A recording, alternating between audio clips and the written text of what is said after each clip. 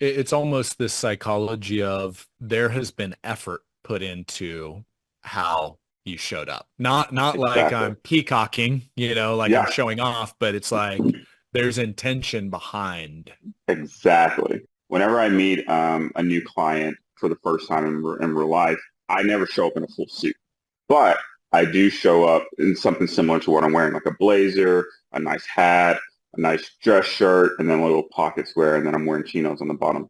I'm not stuffy and unattainable, but I'm still relatable and something that they can aspire to.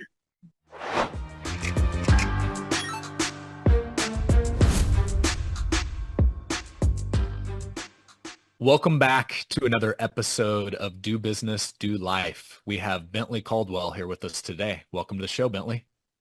Thank you for having me. Thank you for having me. Excited to be here. And as we were joking before we hit record here, you dress the part. And it only makes sense because by trade, you are a men's personal stylist. I know you're right down Mhm. there in the Nashville area. Shout Yeah. out to Victor Medina, who made this connection Yes. happen.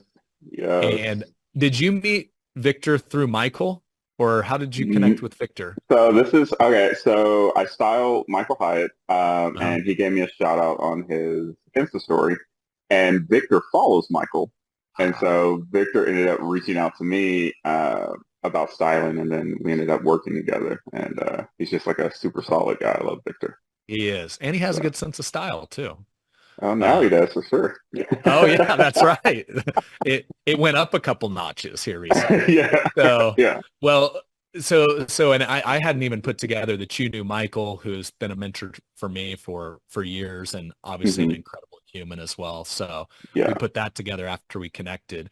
But I mean, if I look at the accolades here, I mean, there's men's personal stylist, and then you've been featured in Forbes, Wall Street Journal, Nashville Hmm. Fashion Week, Nashville Lifestyle Magazine. So you're kind of doing this at a legit level, not just kind of running around as Yeah. a side hobby. So give me the backstory. How did you find your way into this career?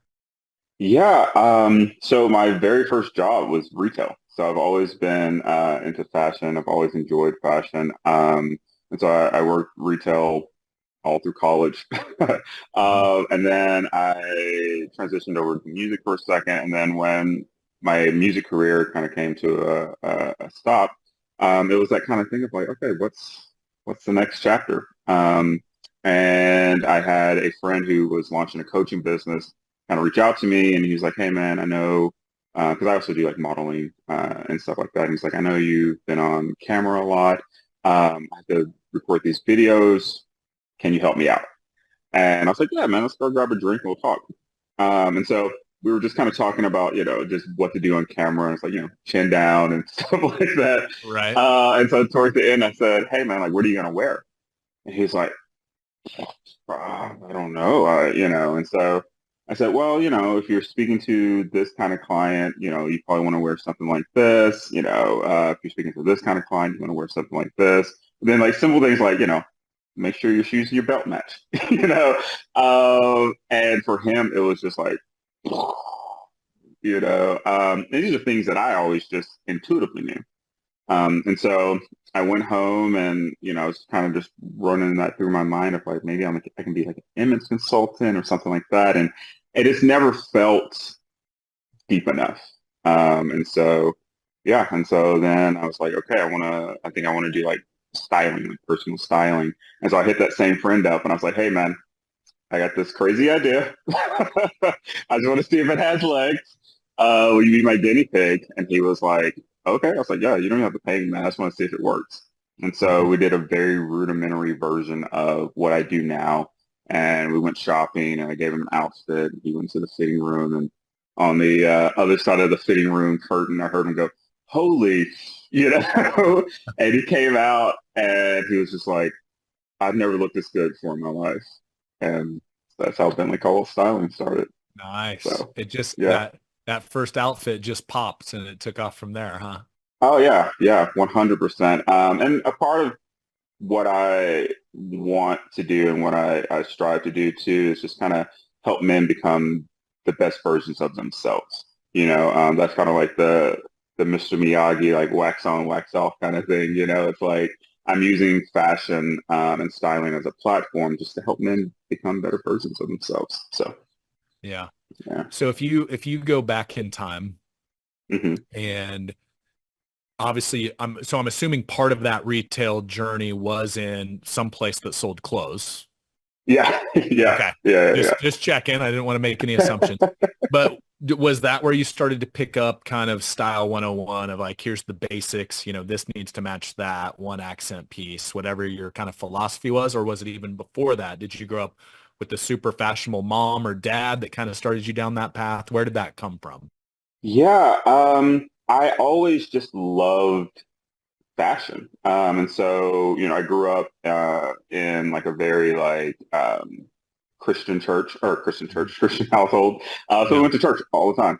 And so, when you go to like black church, it's like you gotta look good, but Yeah. I was a little bit more meticulous than than most, I had to make sure like everything was So, like so perfectly. were you like the 5-year-old with the bow tie at church or what? How did this Yeah, I go? was that kid. Yeah, I was a kid. I always had like this button, 100% button to the top. It was like Yeah. I had to make sure my socks were like perfectly. It was, yeah, it was pretty crazy. And so when I graduated, I played sports all through high school, and then when I graduated, my mom was like, "All right, now you have to get a job." um, and so it was either like fast food or retail, and I was like, "Yeah, no, we're gonna do retail."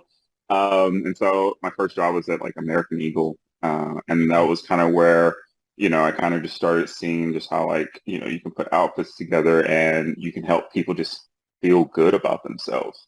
And then after college, I ended up moving to South Korea, and that was just like huge because I went from like small town Kentucky to Yeah. you know a foreign country, and then Seoul is basically New York, Yeah. and so it's like just going there and just seeing all the different fashion houses, and I could pick up a GQ at one train station and then go and buy what was actually in the magazine. Yeah.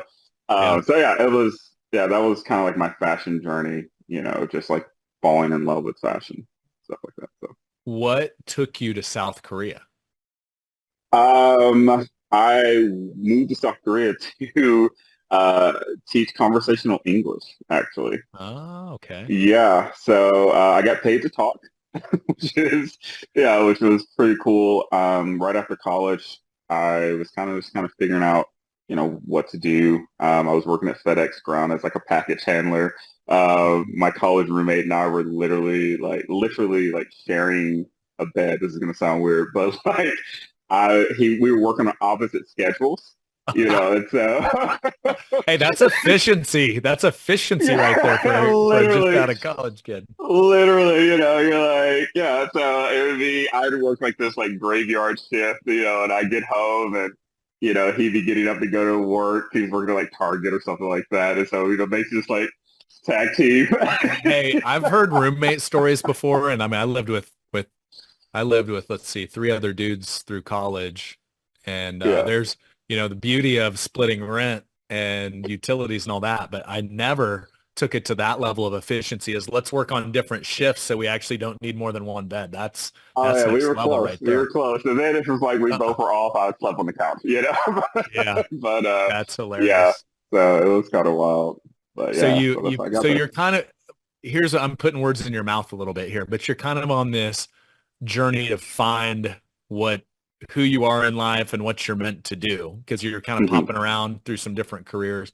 So you go to South Korea. Is Seoul kind of the fashion capital of of Korea? Yes.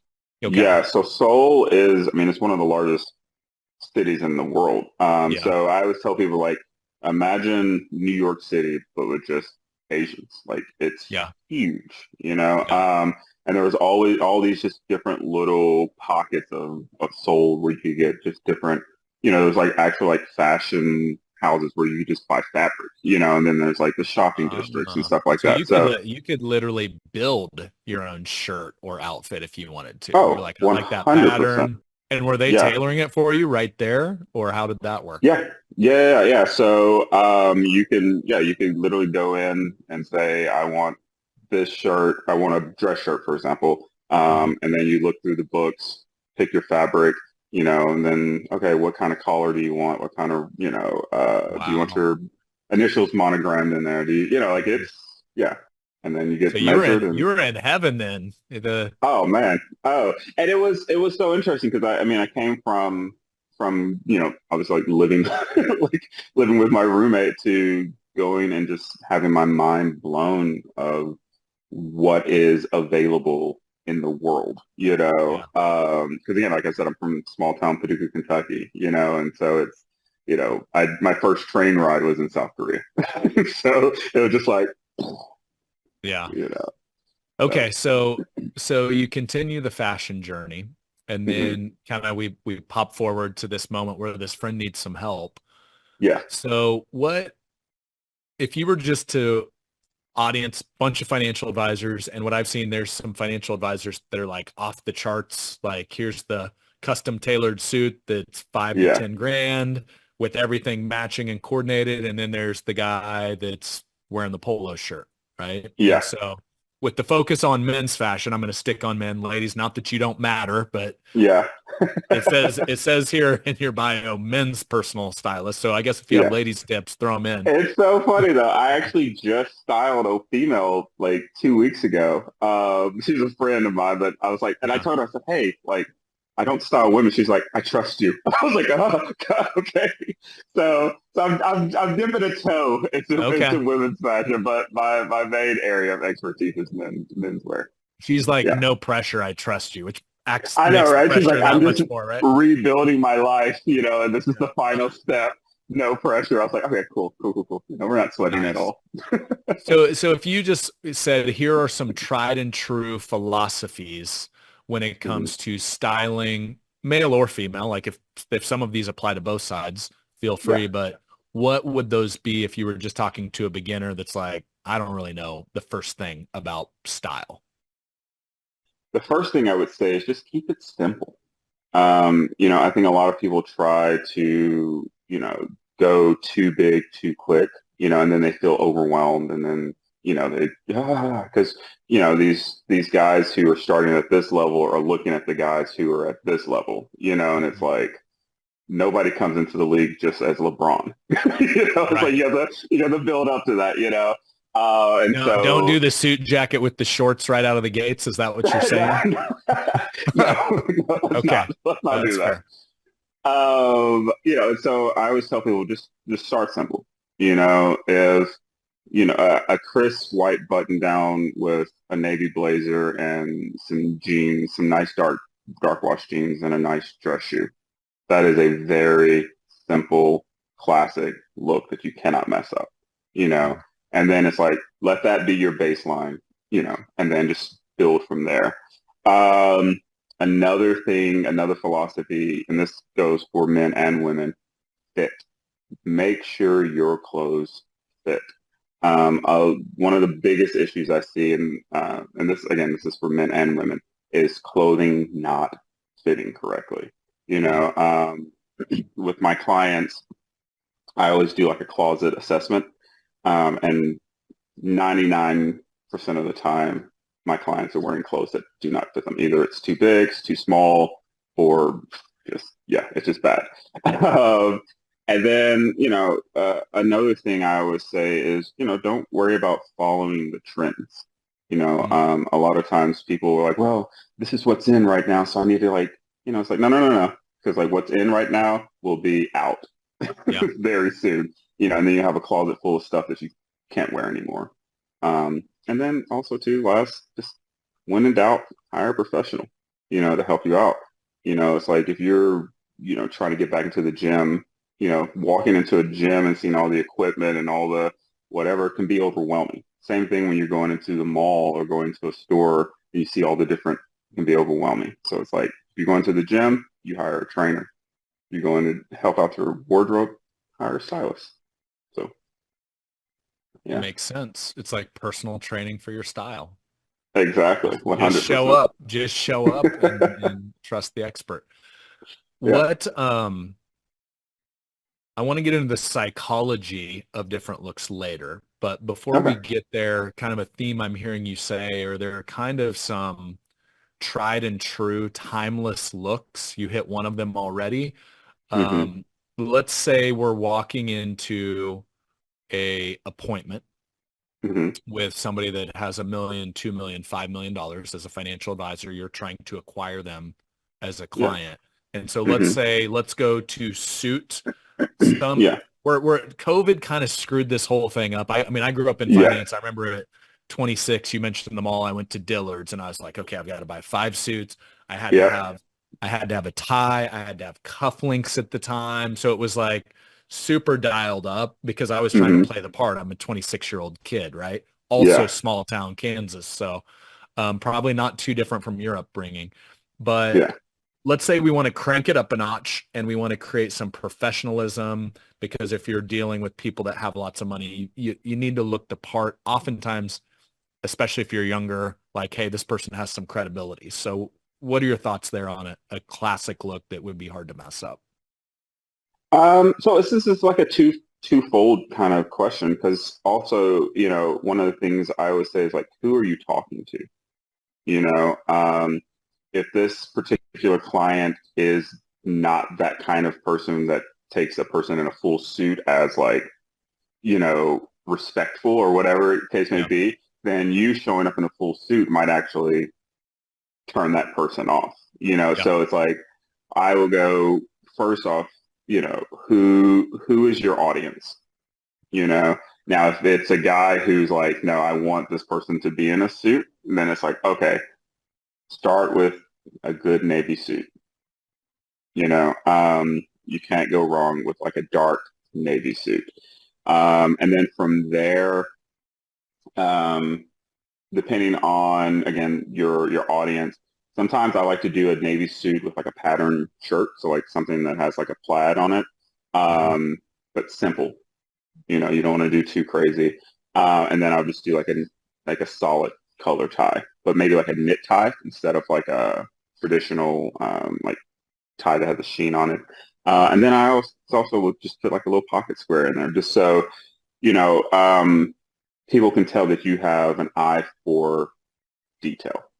Yeah. The attention to detail, because if someone is if I'm hiring someone to look at my portfolio, it's like I want somebody who's going to notice the small things, Mhm. and take into consideration, the small things like, oh, there's this thing here that we can look at too.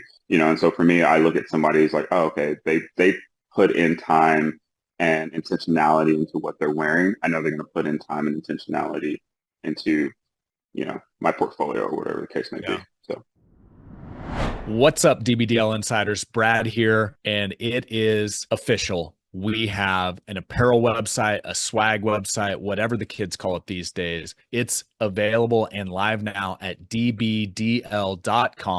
Go check it out. Also, we have a special discount code for you DBDL insiders. It is DBDL. If you're watching this on video, I'm actually rocking one of the hats. It's one of my favorites. They're super comfortable, waterproof, and we have shirts, we have hats, we have crossbodies, or as I like to refer to them as the old school fanny packs from back in the day that are back. Really cool lifestyle swag. I can tell you I have a number of our DBDL shirts. These things are top notch.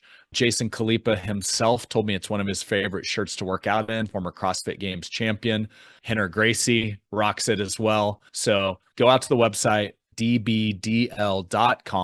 Check it out. Send me some photos once you do. Tag us at DBDL Podcast on just about any social platform once you're rocking the DBDL gear out in the real world.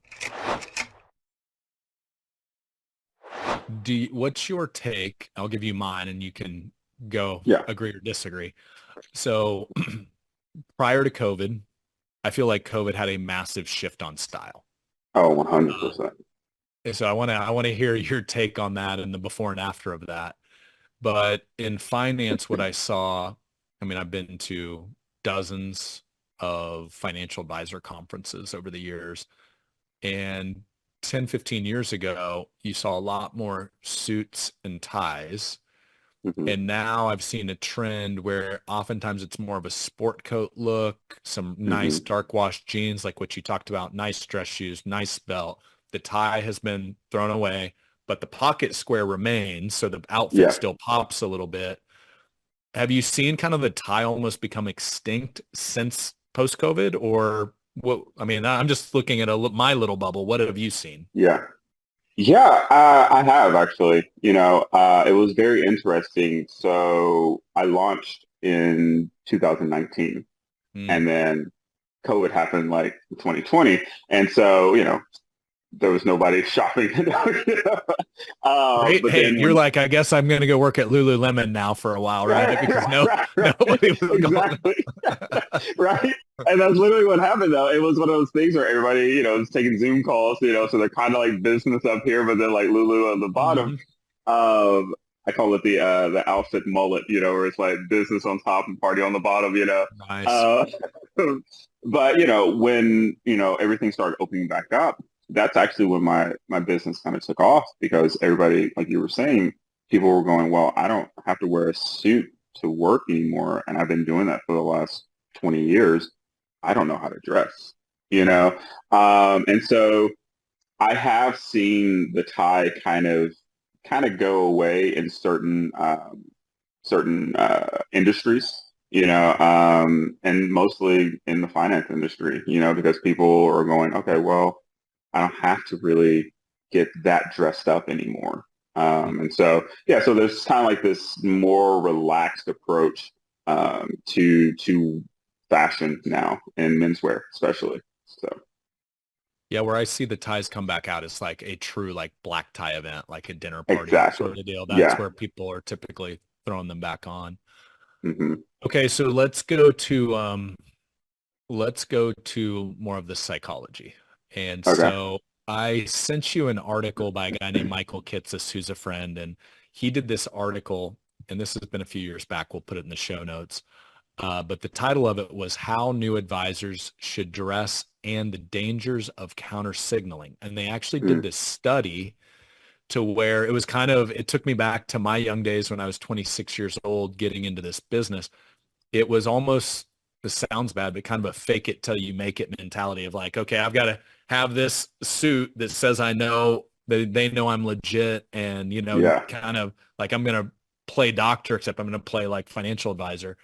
Yeah. And Yeah. then the article talks a bit about, hey, kind of a startup founder to where you go so far the other way where it's like, I'm so successful and so sure of myself, I'm just going to wear like shorts and a t-shirt and I don't care Yeah. what you think. Yeah. So that kind of plays with the psychology and you've got two extremes there. What are your thoughts just in general if you're trying to dress in a way that is going to set you up for success in financial services? I always see it as you want to be aspirational. Okay. So you want to be to a place where you're just slightly elevated Mm, above your client, you know? So for example, like for me, whenever I meet a new client for the first time in real life, I never show up in a full suit. mm, But I do show up in something similar to what I'm wearing, like a blazer, a nice hat, a nice dress shirt, and then a little pocket square, and then I'm wearing chinos on the bottom. So that way it's like I'm not stuffy and unattainable, mhm. but I'm still relatable and, you know, something that they can aspire to, you know? And so that would be my advice to financial advisors. It's like don't go so far to where you put the your client in like this, like, oh, I can't really even relate to this person.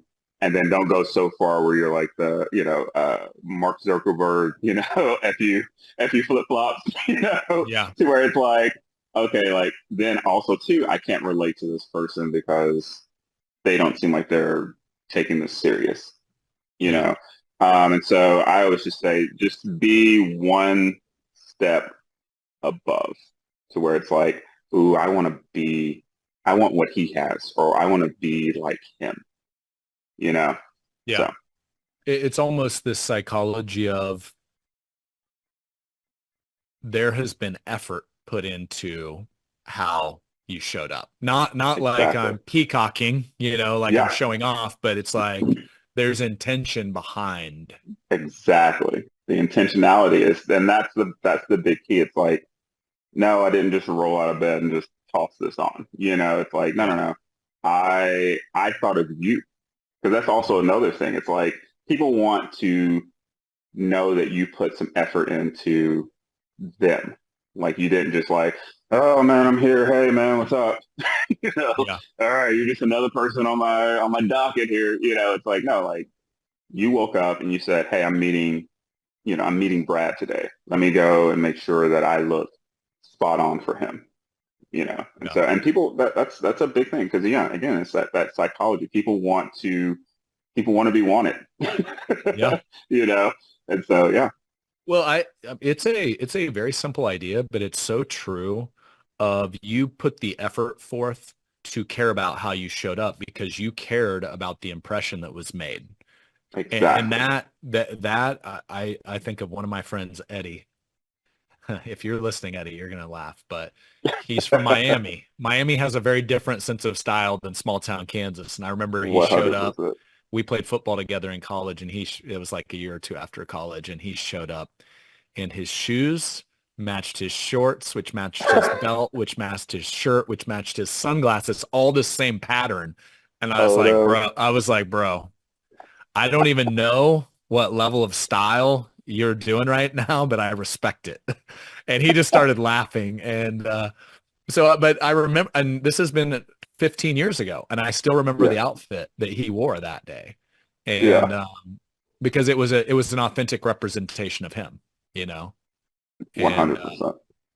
that's the cool thing about style is when you can, I always look at a loud suit because I've been known hmm to wear some loud suits every once in a while. If you don't wear that thing with confidence, yeah. it's game over because your first Yeah. buddy's going to roast you as soon as he sees it. yeah. And and so what's your take on that? Because we've talked external. Now let's go internal. hmm And I read a book by Dale Carnegie. It wasn't How to Win Friends and Influence People, although I've read that too. But it was something about public speaking. We'll throw it in the notes. But I remember a Yeah. section out of it, and he said, when you speak, dress up because it will instill this inner confidence in you. And if $100. it's like dress to impress. hmm And I never forgot that. And I remember I had a big call one day and I just wore a suit into the office just because I Nice. was like, okay, it's game time. Let's put this thing on. So let's talk about the internal, what you've seen from your clients, kind of the before and afters where they came in, they didn't really have an approach or a sense of style. They got styled. What has that done for their confidence or how they show up or how they feel internally? Yeah. It's one of those things. I always say that style is the, outward representation of what is going on the inside, Mm. you know? And so, a lot of times it can be flipped though, because like when you was it Deion Sanders, when you dress good, you play good, That Oh, I just got sent that meme by a buddy like 2 days ago. So yeah, 100%. oh, that's good. Um, but yeah, and so for me, it's like, again, like I said, when I first started this, my whole thing was, to help men become more confident because, when you're more confident about yourself, then, you're a more confident husband, you're a more confident father, you're more confident, employer, employee. And so I, when you, like you said, when you put that suit on, it just instilled this like in you where you're like, I'm about to crush whatever the day brings Yeah. me, And so with my clients, I always just, I tell them, like somebody asked me recently, will hiring a stylist make you more money? And I said, no, it's not going to make you more money, but it will get you a seat at the table, Mm. because you're going to feel more confident in who you are and how you present yourself and how you walk into the room, you know? And so, yeah, like I 100% agree with just like, yeah, like when you look nice, you feel nice, and then that just is a trickle down effect into every other aspect of your life. So So what you're reminding me of, Bentley, is kind of this Clark Kent to Superman transition. You know, you throw the suit on, yeah, and now there's like this inner power that's unleashed. I remember the first time walking through an airport, and I had finally said, okay, one of our clients I remember had rocked a custom suit, and I'm like, where'd you get that? There was this yeah. really cool. Have you ever been to a place called Stitched in Las Vegas? It's in the Cosmo. It's a men's I kind have of suit shop. not, I have Cool, not. No. cool spot. I believe it's still there. Um, and so I went there and got my first tailored suit that was truly like kind of, tailored athletically where it was kind of form fitting Yeah. up top. And I remember I was walking through the airport wearing it, and a random stranger just stopped me and said, "Dang, bro, where'd you get that suit at?" Dude. And I realized in that moment, oh, this stuff really does, as one of my Oh. buddies says, it puts a scratch in the record when you're walking by. Yeah. And I was like, okay, I see how when you kind of take it up a notch or two, you Hmm. kind of you stand out from the crowd. Yeah. So what have you seen? Like, if let's say that's the impression, not to go way over the top, Hmm. but you want to stand out a little bit from the crowd, what accent pieces or little things can you do to make an outfit pop? Yeah. Well, first, let me just touch on whenever you get your first custom suit, that is an experience like none other. Where you're just like, oh, this just fits me like a glove. Yeah. you know. Oh, and it's like in the process of it, all the different measurements and all that. It's just like one of the best. I always, try to let my clients experience that. I was a guy I work with here in Nashville, and he does custom suiting, and it's just like the best. But yeah, back to your question though. For me, I think just little accent pieces, like honestly, like a good timepiece, like a good watch, um, like elevates an outfit. Um, a good pocket square, even like a lapel pin. Mm. Sometimes they have like little flowers. I'll put one Yeah. in mine. It kind of elevates things. I'm a huge fan of hats, clearly. If it works for you. Now, sometimes, hats don't work for everybody. Mhm. So for me, I always look at, for example, if we're talking about suiting, I always tell people your suit is like steak and potatoes, right? Like a good steak, good mashed potatoes. Now, that's a fine meal on its own. But what adds to it are just like the seasoning, the gravy, the this, the that. And that's how suiting should be. You know, if you have a nice suit, add just a nice little accent piece with your pocket square, with your timepiece, with a hat, even if you're a glasses wearer with a nice, set of frames. But also, I also use that analogy with the steak and potatoes to say, don't overdo it Mm. because you put too much gravy on there, you put too much seasoning on there, you'll ruin the whole thing. And so it goes back to Yeah. my first point with just keep it simple. So once you've elevated, still keep it simple. Do you do you have the philosophy? I heard it said once. So let's say I have a sport coat that's like maybe a little bit of a little more pattern that's like kind of out there a bit, right? A little Yeah, loud, yeah, a little loud. yeah. So would you consider that the accent piece? And now you keep everything else kind of you dial the seasoning back where it's like a solid color shirt, not a crazy wild pocket square. Can Hmm. you move where the accent's at in your opinion based on the outfit? Yeah, yeah. So for me, I always tell people, your outfit should have an anchor. And Mm. by anchor, I mean where the eye goes to. So again, if you go with a sport coat or a blazer that's got a wild pattern on it, then Hmm. everything else should be very subdued. Mm. So go with a solid pant, go with a solid shirt. Even go if you're going to do a pocket square, go with a solid color pocket square because your clothes speak for you before you open your mouth. And if Hmm. it's just like wild pattern on the jacket, wild pattern on the shirt, wild pattern on the pants, it's like, whoa, that's just a little chaotic.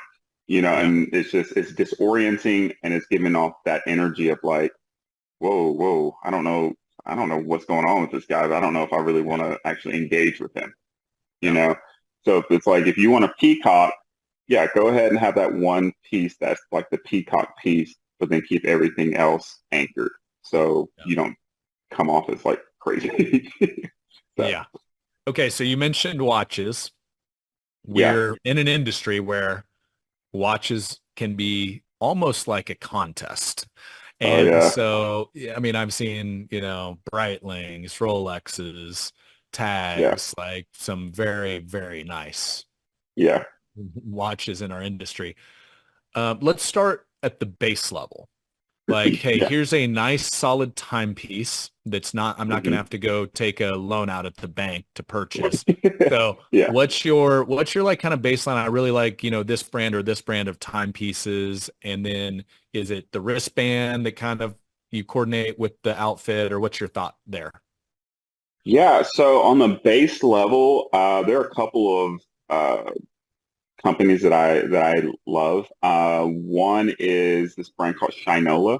They're out of Detroit. They make some really great timepieces. I mean, and they run like in like the thousands, like Okay. low thousands, like 1 or 2 grand. Okay. And then there's actually a watchmaker here in Nashville who is amazing. It's Weiss Watch Company. It's this guy named Cameron Weiss, um, and all Can of you his watches spell are that if you don't mind, just so we can throw the yeah. show notes? It's W. Weiss Weiss Watch Company. Okay. Yeah. But he makes all his watches by hand, Oh, and they're just unbelievably beautiful. And they run about 24, 2,500, made by hand. That's and impressive. yeah, yeah, and the craftsmanship is impeccable. Um, and so for me, it's like start there. There are a lot of watches that, obviously, you start getting into some of those Rolexes and it's like, oh, that's 50,000, 60,000, and then you go even higher than that and it's like, that is a house on your Yeah. wrist. Yeah. um, No you know, doubt. yeah, yeah. And also I say like, just stay in your lane, don't try to keep up with people who are making way more than you just because you want to like play that game. And then as far as the band, um, I look at I like a leather band personally. I think it's a little more classier personally. I think with the links, it just kind of gets a little too loosey goosey. Mhm. Um, but that's just a personal preference of mine. As far as like the face, you know, uh, most people who are watch connoisseurs have more than one watch. Yeah. So it's like having multiple watches that you can, wear in different seasons. Like I have a watch for when I'm outdoors. It's a little Timex that I bought it from Todd Schneider. It's like $400. Mhm. It is like a army reissue kind of thing. It's got a cloth band, so if I sweat, I can just take it off, throw it in the wash, put it back on. It's a little face is like that big. It gets scratched up. I don't care. You know. Mhm. Then I have watches that I wear with my suits. Then I have watches that if I do a black tie thing, I have that watch. So so it's having various watches for different seasons in life, different stages, different places, things like that. So Hmm. yeah. Question on the watch side. I Hmm. think it was actually Michael Hyatt that recommended a book, and it was like The Revenge of Analog or something. I forget what it was, Yeah. but it basically was talking about how everything had gone digital, and now the Yeah. world's like rebelling and going back to, okay, I'm going to actually use a notepad to write stuff down. But if I Yeah. look at the watch world, and I remember I was one of the first guys to get an Apple Watch because I was like, oh, Hmm. cool, I can track my health and all that. And then a couple years later, I'm getting like texts and I'm like getting pinged all the time. And I'm like, this Yeah. sucks. And Yeah. so I just got rid of my Apple Watch. Now, I've got some really nice traditional watches that I actually haven't gone back to. But Yeah. what have you seen in the watch world? Did you see everybody go Apple Watch and now everybody's coming back to more traditional timepieces, or what's happened there? Yeah, so it's funny that you brought up Michael. So I do his styling, and so when they brought me on, I was looking through some of his old photos just to kind of get kind of like a vibe of what he likes. And in every photo, he had an Apple Watch on. Mm, And so I sent him a text. I was like, "Are you guys sponsored by Apple?" And he's like, "Oh, no, no, no, you know." And I was like, "Well, then let's not have an Apple Watch on. Like, let's get you an actual like analog watch, you know." And he's like, "Okay, cool, you know." And he still wears it to this hmm day. Like, he'll wear his Apple Watch through, during like his day-to-day stuff. But if he's ever on stage, or if he's in a photo, he's wearing an analog watch. For me, you know. I am very much an analog person. I am the person who still writes all his notes, his client notes on pieces of paper. I love writing instruments, things like that. I think there's this like give and take of um, tech guys who are like, no, I need to be able to count my steps and close my loops and da da da Right. da da da. But there are the people who enjoy things that are well made who are gravitating more towards like the analog thing. That's why like cars, like OG cars. Everybody like wants a Tesla and all these hybrid things, but people are also going back to trying to find these cars that are just like classics and things like Mhm. that. So I don't think we'll ever completely. This is my personal opinion. I don't think we'll ever completely go 100% digital, especially with watches. I think there'll Yeah. always be a market for analog. There's a great podcast on watches I just listened to. The Founders Podcast, David Senra, I think is the host, but Yeah. he reads a biography a week. And one of the more recent ones he did on the Hans, I think was his name, Hans something, and he was the original founder of Rolex. Oh, nice. And it's a really cool story. So we'll have to throw it in the show notes. But basically, back in the day, men did not wear wristwatches. They had pocket watches. This was like Yep. 1800s. Yeah. And Yeah. he's like, his foresight was, I think someday it will be a fashion piece Yeah. and people will have multiple watches, and that like only females wore wristwatches back in those days, I guess. So it's really Yeah. cool. Like he really created the wrist, the wristwatch as a fashion piece back in the day. So it's a cool story. So if you ever want to geek out, that's the podcast for you. Oh, yes. Send it my way. Okay. I'm curious. I remember back in the day, it was real big for financial advisors to carry a Mont Blanc pen because it was almost like a fashion piece for a writing pen, and it was like $1,000 ink pen. Yeah. Do you see any of that where it's like, okay, here's my high-end pen that I've got in my suit jacket, or has that gone out of style? No, I am that guy. Oh, you're that guy. Okay. I love pens. It's a slippery slope. It's much like watches. Like what you start like once you buy your first pen that's over $30, you're like, oh well then we're good to go. We're just gonna keep just keep going. So yeah, I actually had a conversation with this with one of my clients. He's a tech guy, and he's like, if all pens could go away, I would be happy. And I was like, oh no, you know. I love pens. I love writing instruments, and so I think there is still that industry. I mean, there are pen groups. You know how like guys sit around and talk about watches. There are people who literally sit around and talk about pens and Are inks they going and are they going super old school where they've got the little inkwell and they're dipping it? Because I've seen the Mont Blancs yeah, where they literally you go pick out your ink and you're dipping it like you're Benjamin Franklin, back in the yeah, 1800s. yeah, yeah. No, it's a thing. Yeah, like you can buy the wells of ink where you just take Yeah. the top off, dip it in, and dip and keep. Yeah, it's a You're whole giving thing. me a funny memory here. So Wes, if you hear this, sorry. But I had a buddy, Wes. He was in Michael Hyatt's group. We had a mastermind and he went and got one of those pens that you dip and he's taking notes and he's got ink smeared all over his hand. I'm like, bro, you might Yeah, want to just go back to like the Bic ballpoint because I think it yeah, might be more efficient for you. yeah. Yeah, no, there's a time and a place for those. Like you're trying to take like notes at a mastermind, maybe not with maybe just go with just straight with like Bic or something, but I like I said when I'm taking notes with my clients, I still write with a fountain pen. It's just, and when I write cards, I write with a fountain pen.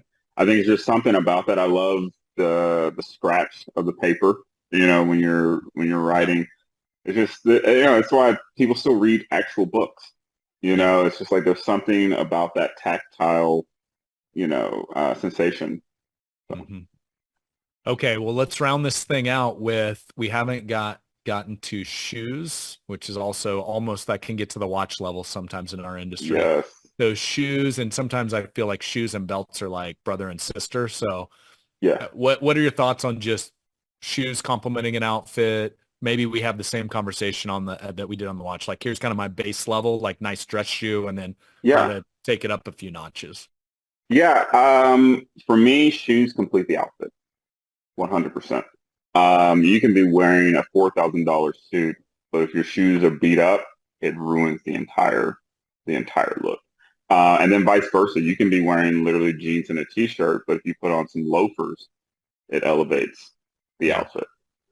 So for me, shoes are probably the most important investment that you can make in fashion because one, you're talking about your feet, and it's like if your feet are jacked up, your feet are out of alignment, then your ankles, your knees, your hips, your back, so on and so forth. That's why I always tell people never buy second hand shoes because they've already been built into somebody else's gait and it'll mess up your body. And then I also tell my clients invest in your shoes because a good pair of leather shoes will outlive you, Mm. you know. Um, so for me, yeah, shoes are probably the most important piece of your wardrobe. Some of the starters, honestly, I love, and this is not like a shout out or anything like that, but like I love Allen Edmonds. Yeah. It's like a base shoe. They're always high quality leather, um, and then they can always be rebuilt. So if you have a pair of Allen Edmonds that have like a leather sole, you can always put like a rubber sole and just keep going. And the cool thing is, and again, this is not a shout out to them, but I just like the way they do it. Um, Once your shoes start to wear down, you can actually send them back to Allen Edmonds, and then they'll send it to the factory, rebuild it, and send it right back to you. And if they can't rebuild it, they'll send you a brand new pair of shoes. I did not know that. I actually have a Yeah, couple pairs of those too. Huh. yeah. Good to know. So yeah, so that's a You good saved me from start. buying a new pair of shoes just on this podcast episode. Thank you. And uh, done. See, all right, and we're um, out. okay, so Alan Edmonds, and from my at least from my what I've seen from them, they're kind of a more classic Yeah, look where like I don't 100%. feel like they get too loud or wild with their styles. Maybe they do. I just haven't seen them. No, I mean they're like just classic American made shoes. Like it's Yeah. you're if you're wanting the peacock, Allen Edmonds is not the brand. But if you're in again like if you're in the finance world, if you're in like, lawyers and stuff like that, it's like a good but they're classic. A good Mhm. cap toe. They also do sneakers. So like a good solid leather sneaker. Again, same thing if it starts to wear down, send it back. They'll rebuild it. Is that, have you seen that other, and I feel like this was also a COVID trend where what used to be typical leather dress shoes have now Yeah. become almost a hybrid athletic shoe. I know Cole Haan started with Oh kind of God. Yeah. the sneaker sole The on a sneaker. dress Yeah. shoe sort of deal. What are your thoughts there? Well, with the Cole Haan thing, so for a short period, Cole Haan was owned by Nike. Hmm. And so when Nike took over, that's when they started adding like Nike tech. So I have a pair of Yeah. Cole Haan boots that literally have Nike Air in them. So it's like Yeah. walking around with a pair of basketball shoes. And so when they sold Cole Haan or whatever, Cole Haan just kept kind of like that same tech. I personally am not a huge fan of that look. I get why a lot of guys wear them because, well, I'm on my feet a lot and they're comfortable. And I'm like, I get that. Yeah, if you're at the airport traveling, sure, put Hmm. on a pair. But if you're like meeting with clients, if you're like doing things that are a little more elevated, put on a proper pair of leather dress shoes. Because also, too, leather will mold to your foot. especially if it's a nice, well-made pair of dress shoes. So, the leather on top will, but sometimes they have like a leather insole. So that leather will mold. So, I'm not a huge fan, I'll be honest, I'm not a huge fan of like the Cole Haan sneaker Sneaker dress dress shoe. shoe. Yeah. I think Johnson and Murphy also does. Like, I'm like Yeah. triggering people now. I'm like Johnson and Murphy Dude, also hey, does. hey, we're not here to, this is just, we're just calling it like it It's is all in here. We're not love. here to It's make all in anybody love. mad that's listening in. But Um, uh. well, so I've got another question for you. I remember one of my Yeah. clients back in the day went to Italy and Mm. he came back in a pair of Ferragamos. Okay, And yeah. he's like, these are the most comfortable shoes. And they were kind of the driver mocks, if you're familiar with Yeah. those. Hmm.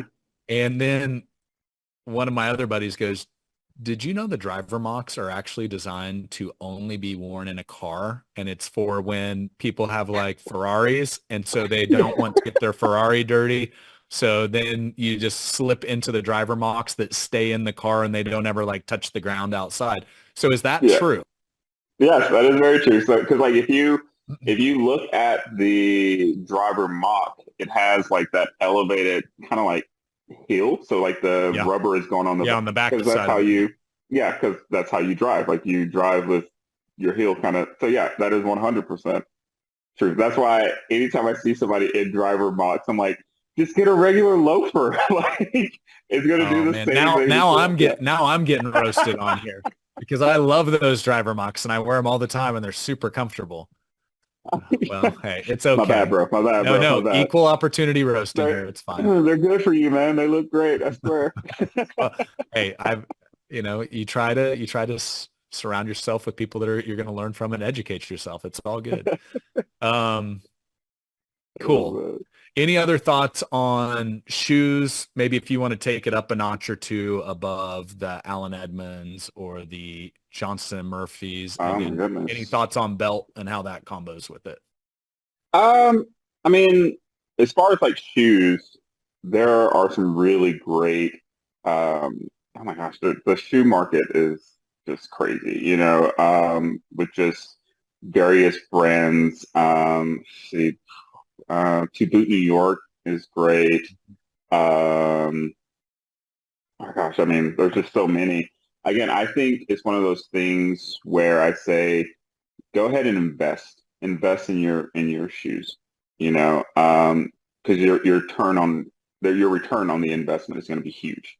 It's Mhm. like, yeah, okay, you paid $600-700 for a pair of leather dress shoes. You're going to wear those dress shoes for years, and then you'll pay, $70 to get them resold, and then they're going to keep going, you know. And so I always tell my clients, like I said, invest in good shoes. As far as the belt, just make sure it's leather, like actual leather. Sometimes guys will have these belts that like are the two-tone belts where it's like black on one side and Yeah. brown on the other side. And it's like, I get what you're doing, like, oh, I only need the one belt, but that's not real leather. Like it starts to crack, and then you see that it's just like cloth, with the synthetic leather on the other side. So it's like, again, invest in just a good, solid leather belt. Again, it's going to last you because it's leather. And so that's what I would say as far as belts. Like you don't have to get anything that's like with a massive like belt buckle or anything like that. It doesn't have to be like, oh, let me show you that it's a Ferragamo belt. Like, unless you want to, like, go for it. But Yeah. yeah, just get a solid belt. You'll be fine. It's the guy's version of like a Coach purse Yeah, is we're going to yeah, go ahead yeah, and throw the big belt buckle on there. Um, yeah. okay, I want to get your take on one other thing because I've seen what I would call like hip hop culture kind of make its Okay. way where it's a little more. So like I grew up in the 80s and early 90s would have been my grade school era. So the Yeah, yeah. Jordans had come out. So Oh, the dude, one I 100%. think that Yeah. I remember the first ones were like the sixes. I think one of my buddies had in the third grade and I was so envious. Oh, dude, And I've yeah. seen this trend where now a lot of guys will wear suit coat, some nice jeans, and they'll throw like the Jordan ones on as their Hmm. shoes. Yeah. What are your thoughts on that? Is that kind of a fun look? Is that mishmashing two different styles? What do you think? Yeah. Again, there's a time and place. Hmm. If you're going and you're just hanging out with your guy friends on a weekend, yeah, toss on the Jordans. I have pairs of Jordans. Like I love the Jordan 1 is my favorite silhouette. Um, but if you're doing something that's more professional and you're just trying to be like, oh, I'm a renegade or whatever, again, you're kind of making yourself look a little foolish, in my personal opinion. It's like if you want to wear a sneaker, just get like a dress sneaker, you know, and then leave like the sneakers, like tennis shoes, like Jordans and Yeezys or whatever the case may be. Leave those for when you're hanging out with your bros. Leave those for when you're hanging out with your kids. Leave those for when you're, you know, just having a beer or whatever. If it's a professional sense and you just want to wear a sneaker, get a dress sneaker. Okay. That's my opinion. Yeah. And this is coming from a reformed No, sneakerhead. well, I So. was gonna. Okay, how bad was it? Now you have to just reveal the reveal. Oh How many pairs? man. Oh, it was over 100, easy. And I'm not Over even. a That's hundred not pairs of even. sneakers. Yeah, that's not it. That might be lowballing myself, just so I don't look too bad on, on this now. It's just, hey, I will say Um, it's a slippery slope. And my wife, if she was down here, she'd be like, bro, you need to get some sneaker boxes out of the closet. Um, but what was your favorite pair? What was your most expensive pair? Did you ever get into the kind of StockX where you were buying and selling sneakers? yeah, so my favorite pair were, again, like I said, Jordan 1s are like my favorite sneaker silhouette. So the Jordan 1, they were the Breds, which is black and red. Hmm. Those are the ones that initially got in band, were the band Oh, the sneakers. original. Yeah, color. Yeah, They yeah, call them colorways. Is that what they call them? colorways. Yeah, yeah, Okay, yeah. yeah. Those are my favorite. And then when I was getting out of sneaker culture, I was like, all right, I'm just gonna sell all my shoes. And I ended up selling those shoes for $700.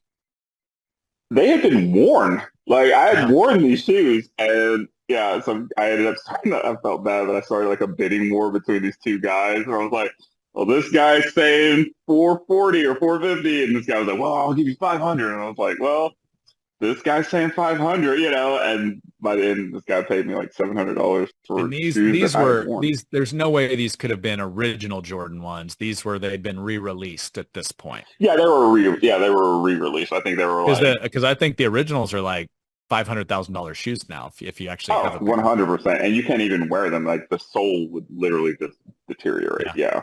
Yeah. But yeah, so yeah, like I said, it is a very slippery slope. But I think for me, my just maturation as a person, as a man, I was just like, okay, I can't, you know, I just can't I can't be on board with this anymore. You know, like I don't ever wear them. They were collecting dust in my closet. Like it was like, okay, here we are. Yeah. So Do you have kids? I do not have kids. I do not have Okay. Well, kids. if you No. have kids, watch out. It's going to come back because Yeah. then my kids are like, Dad, we want some Jordans. And I'm like, well, okay, but Dad needs Jordans too. So so watch out if that happens down the road. Oh yeah. It's like, well, we haven't Um, looked the same, you know. well, my daughter, it's hilarious because they have these Jordan ones that were pink. So how can you resist that? It's just too cute, Yeah. you know? I know, And right? so her first day of school, I put on my Jordans, she put on her Jordans, and we took a little side by side picture. I So love it was it. a I special love family it. moment. Yeah. Okay, anything that we haven't hit so far when it just comes to fashion, something that we haven't gotten into that just from your approach to styling that you think is really important to share with the audience? I would just say with style, with fashion, again, just own it. You know, like we talked about this a little earlier, where it's like, yeah, if you're gonna wear like that loud suit, you know, own it. Uh, but yeah, it's like own it. You know, like anytime I walk in with a hat or something like that, it's like, okay, this is who I am. You know, um, and then you know, it's one of those things. Never be afraid to ask for help too. You know, if you're just like, I feel like I'm wearing the same three outfits, you know, I'm always just like, dude, just reach out for some help, you know. And then I will say this too, and this is something that we didn't touch on, but a lot of times, especially men will compartmentalize their life, so or their closet. So it's like, these are my work clothes. These are my kid clothes. Well, kids, when I'm with the kids, these are my date night clothes, and it's that thing of like, all of that needs to be one thing, Mm. because when I always tell my clients, we are dressing the entire person, and so it's like you are one entire being. So all of your clothes should go together. That's like do business, do life, man. It's And there like it is. integration, not E- separation, right? Exactly, 100%.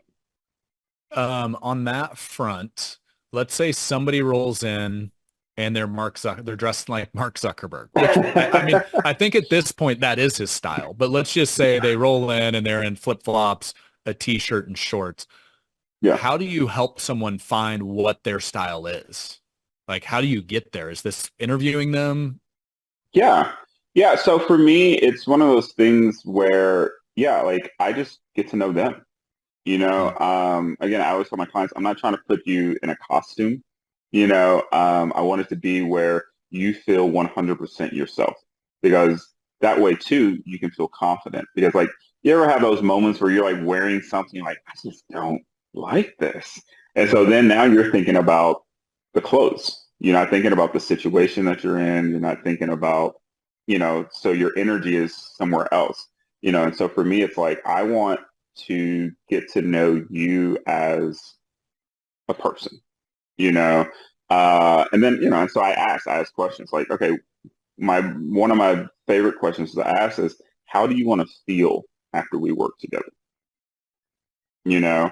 Um, so, cause that way it's like, this is the end goal. This is where we want to go.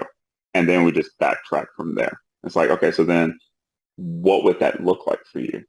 And then also too, I always ask people like, hey, send me some photos.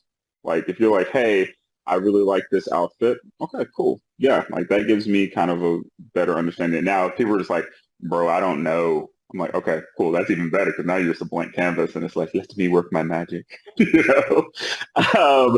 But my main thing is just getting to know the person, and getting to know what their lifestyle is. Like some people, are work from home.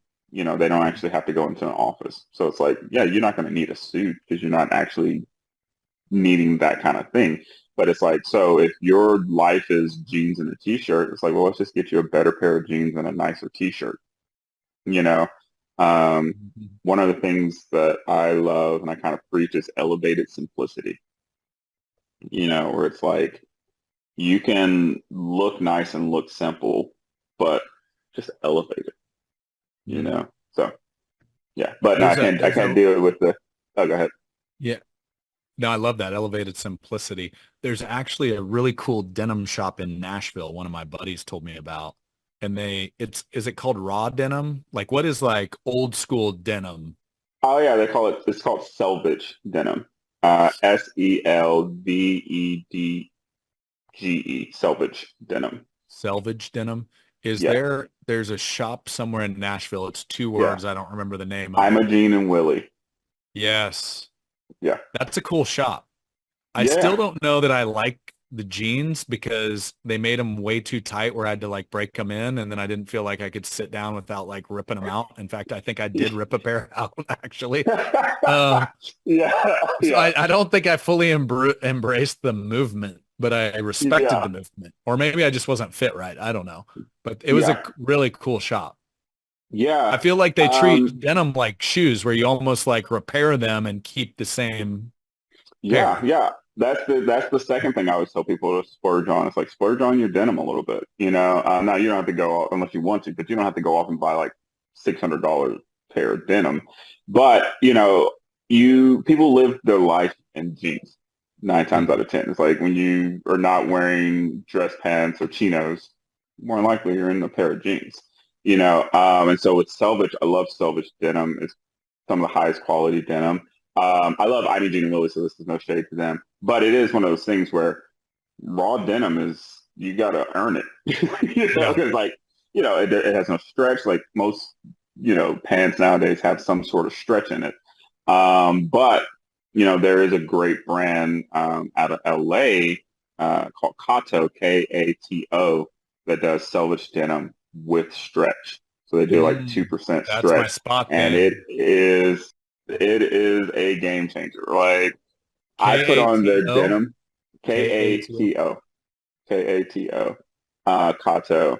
It's Japanese denim from a mill in Japan. The guy who designs it is like first generation Japanese. Like he's like so cool. But it's just really great quality denim. And I love denim. I have denim, obviously jeans. I have denim jackets. I have denim shirts. Like love denim because it just lasts. I love things that are made to last. Well, you're also in Nashville, so I feel like denim is like part of that culture. Right. Everybody that get, how's your boot collection? Are Oh, you a yeah, boot okay. That's guy? where I only have one pair of boots. One pair of boots. You I have only have not one pair embraced of boots. Nashville yet, my friend.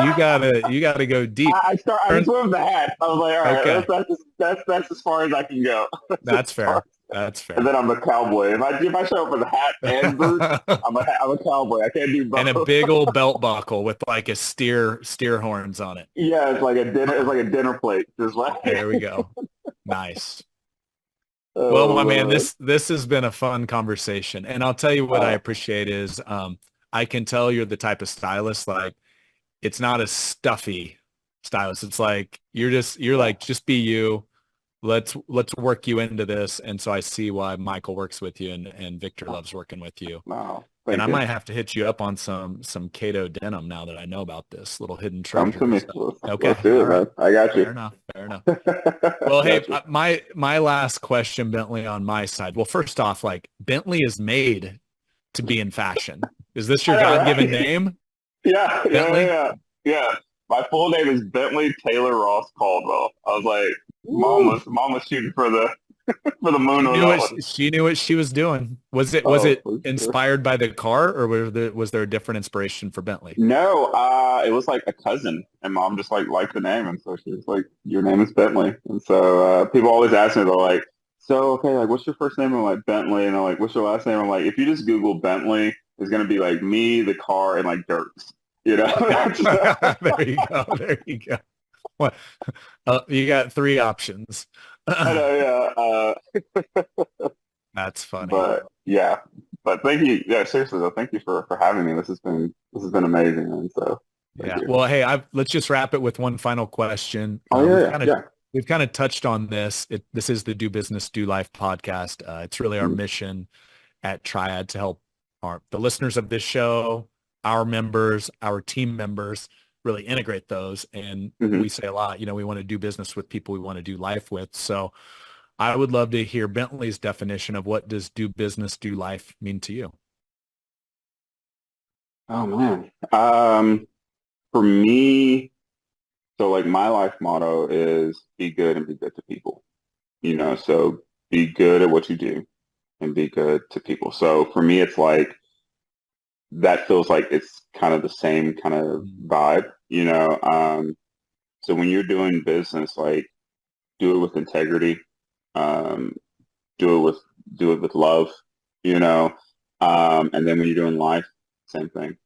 you know, be good to the people that you're doing it with, and then integrate those things. I remember when I was playing music, um, Dave Barnes is a great Nashville musician. He's a great musician in general, but he's a great Nashville musician.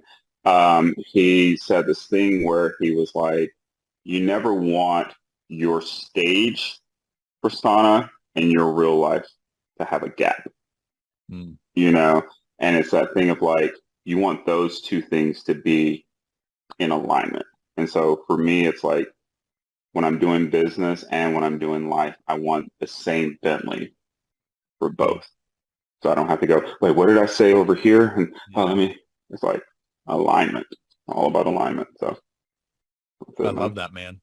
Be good and be good to people. It's the golden rule, Right. treat everybody It's how you so want to be simple, treated. but yeah, it's like anytime anybody comes to Nashville, like, oh man, how do I get into this? And I'm like, be good at what you do and be good to the people you do it with and you do it to. And that'll get you really far in life. The So, rest takes care of itself. I couldn't agree more. exactly. Well, my Exactly. man, I am fortunate enough to be down in the Nashville, Franklin area, typically at least once a year, Okay. to hang out with our mutual friend Michael. We do a cool mastermind with our triad members with them. So Oh, nice. next time I come to town, I will give you a heads up, and let's check out this fashion. Let's see if I can bump it up a couple notches. Okay. I got you, brother. I got you. Hit me up, man. All right, man. That's a deal. All Until right. next time. All right. See you. See ya.